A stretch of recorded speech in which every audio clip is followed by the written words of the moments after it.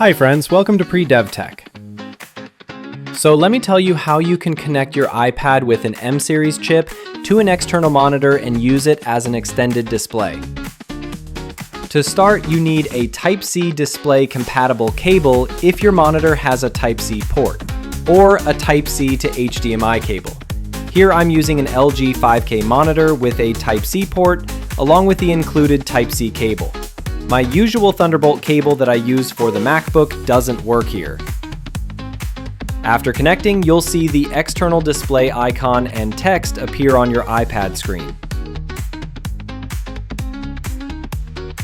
Now in Settings, you can choose to mirror your display or use it as an extended display, just like on a MacBook. Here I'm using it as an extended display. You can also adjust brightness and set the iPad's position relative to the monitor, like top, bottom, left, or right. In my case, I'm keeping my iPad at the bottom. Now you can seamlessly move your mouse cursor between both displays. I'm using the Logitech MX Master 3S mouse here. I've made another video that shows how to connect and pair it, so check that out too. Let me show you some work. You can open multiple Chrome tabs, play 4K video, like here I'm playing my own video, and run multiple windows. With iPadOS 26, you can open and customize multiple windows easily. I showed this in another video, and I'll leave the link in the description.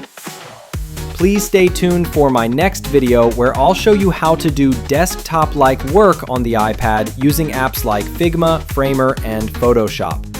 Thanks for watching. Do you think iPadOS 26 with external monitor support makes the iPad a true Mac or PC replacement? Let me know in the comments.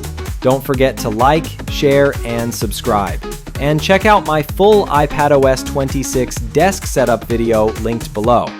This is just the start of my iPad series, and next up I'll show you how to use apps like Figma, Framer, and Photoshop on the iPad. Stay tuned.